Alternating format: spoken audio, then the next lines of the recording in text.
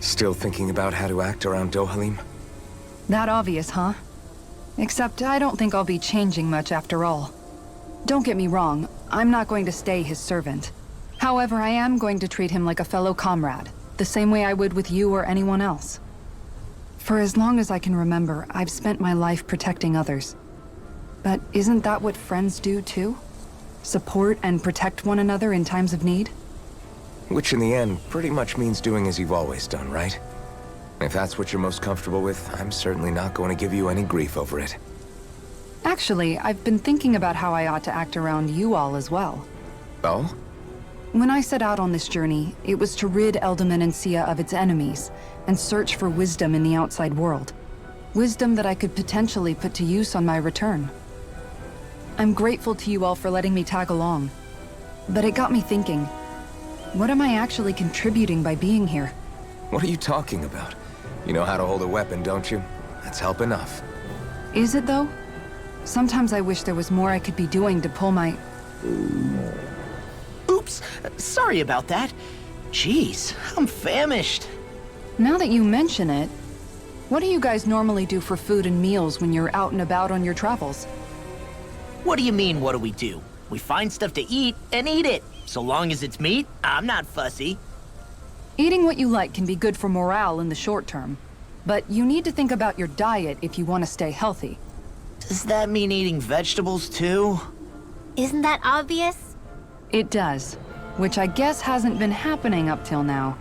Yeah, to be honest, we could be eating better than we do. Understood. In that case, I'll just have to make sure you're all staying healthy and eating right myself. Fortunately, I happen to know a thing or two about cooking as well. You hear that, Law? Sounds like you'll be eating your greens after all. Dohalim, you forgot to take care of the fire yesterday. What do you mean, take care of? Ah, yes. You meant to put it out? Yep. If it stays lit, we could end up in real trouble real fast. I see. I apologize for not realizing that. I shall be more careful in the future. The way he's talking, it's like the thought of putting it out himself never even occurred to him. Moving on, Dohalim, I should mention that the clasp for your cape is about to come undone. Oh yes, I tried to fix that myself, but it simply refused to cooperate with me. I can't believe I'm hearing this. Are you telling me Renans can't even dress themselves? Lords like Dohalim have attendants that take care of just about everything they need, so I'm not surprised he sometimes struggles with the basics. Even by those standards, you've got to admit this is still a little extreme. Shionna's got a point. I mean, you don't see Renans like her needing so much help to get stuff done. In my case, circumstances forced me to learn how to be independent. Even so, I still think Dohalim could afford to pick up a few more self-sufficient skills. Well, specifically speaking, what would you suggest that I learn? For starters, I think it'd be good for you to learn how to dress. And put on shoes. How to comb your hair is equally important, and learning to manage your possessions better. And then from there... She sounds like his mom rattling all that off. Oh, and another thing. About your owl, Rinwell. What is it? When he starts to molt, would you be willing to give me his old feathers? I think I could find a use for them. What do you intend to do with those? Well, recently, I haven't been sleeping well. However, I hear pillows made from owl feathers are very comfortable and wish to make one. This is why I hate you, Renans! Did I say something offensive? Next time, put your own needs aside for a second and think about how someone might react first. Then consider if it's worth asking at all. Alphen, have you been washing your clothes? It may not be my place to say this, but... frankly, they're starting to stink. Now that you mention it, it has been a while since I did any laundry. I'll wash them for you if you want.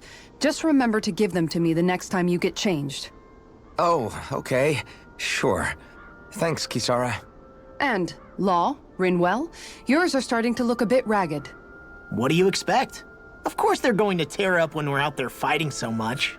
Yeah, but it's still kind of embarrassing, having it pointed out like this. And Shion? I wouldn't touch me if I were you. Of course. My apologies. All I wanted to say was that your sleeves are getting a little bit dirty. You don't need to worry so much, Kisara. It's only natural our clothes are gonna get a little dirty while we're traveling around. That's no excuse. Your outward appearance says a lot about your inner well-being. Now you've really set her off. Suffice to say, it would appear that the traditions of the Guard are still alive and well within her. What do you mean? What do the guardsmen do that's so special? Mostly, I'm simply referring to the fact that they're a very regimented and cleanly group of people. Do I really sound that weird to you guys? Keeping your clothes clean and mended is completely normal to me. Don't get us wrong. We appreciate the thought, Kisara. But we've got a long journey ahead. It wouldn't hurt to relax your standards. Just a little. If you're sure. I wasn't trying to overdo it, I promise. However, if it's making the rest of you tense, I'll do my best to tone it down from here on out. Still, if everyone could bring their laundry and clothes they want fixed, that'd be great. I'll take care of it all for you guys tonight. Don't you ever get tired? Dohalim, your spare bracers were getting dirty, so I polished them up along with the rest of your equipment. Why, thank you, Kisara. I greatly appreciate that. Maybe it's just my imagination, but you sure seem to fuss over Dohalim a whole lot, Kisara. It is a little strange. Almost like you're still in his service. Really? That's certainly not my intention. Besides, he's not the only one I'm like that with. Hey, Law, I saw your clothes were starting to get holes in them, so I stitched them back up for you. Oh, wow. Thanks, Kisara. Point taken. Do you just like looking after people?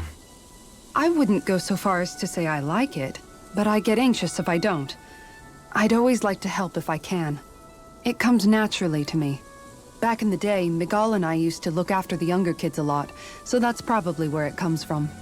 He taught me everything I know, and I mean everything. How to cook with wild plants, how to sew clothes so they'll last. Without him, we never would have been able to survive. However, you're not a lord anymore, Dohalim. You need to get used to the idea that people aren't just going to wait on you hand and foot. Yes, you're absolutely right. I'm ashamed to admit that I felt no qualms about her doing all that for me. As both a Renan and especially as a lord, one becomes too accustomed to those beneath you tending to your every need, both Renans and Danans alike. Sure, that's how all you Renans are probably raised. But just to be clear, we're not your servants, Dohalim. Got that? Absolutely. Moments such as this provide me with ample opportunity to confront my unease. It is difficult to tend with my own motivations. What do you mean? The truth of the matter is that my espousal of coexistence in Menancia hardly came from an idealistic place. That instinctive unease I feel deep within serves as a reminder for what it is that all of us here fight for. Don't be so hard on yourself. No one's going to abandon you if you aren't always perfect. Looking at her now, I think she's more like his mom than his servant.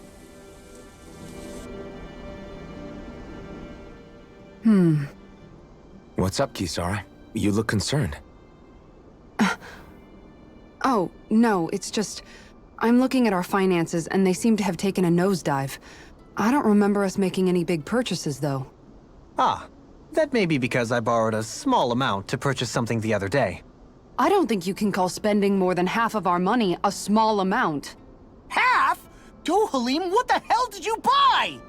As it so happens, I came upon a rather special object that I've long been searching for. Are you talking about that junk? That unique-looking trinket you're holding? Whoa, is that a... Indeed. It is a lost artifact from ancient Danan times. Most likely, it was used for some sort of rite or ritual. Ever since we Renans conquered Dana, such objects have been disappearing. I simply want to do my part to help preserve both our people's storied histories. Well, if it's to preserve Danan history, then I guess we can maybe look the other way. Just this once? I don't know. Why spend money on something that won't even keep us fed? More to the point, we all contribute to that money. I don't like the thought of anyone dipping into it without saying anything. You must understand. Had I let that opportunity pass me by, I'd never have come across this item again. Dohalim, maybe no one taught you that money doesn't grow on trees. I may have been a lord, but I realize that much. It's not enough to simply realize it. You have to internalize the concept too. Even after all this time, you still have no real sense of money. Our funds aren't your personal wallet. We camp outside and eat grass for dinner to try and stretch every last gold we have. You never know when we may need it. I don't think we're so poor that we have to eat grass or anything. Shut up, Alphen. Shutting. Let's just agree to not spend too much or be too thrifty for our own good.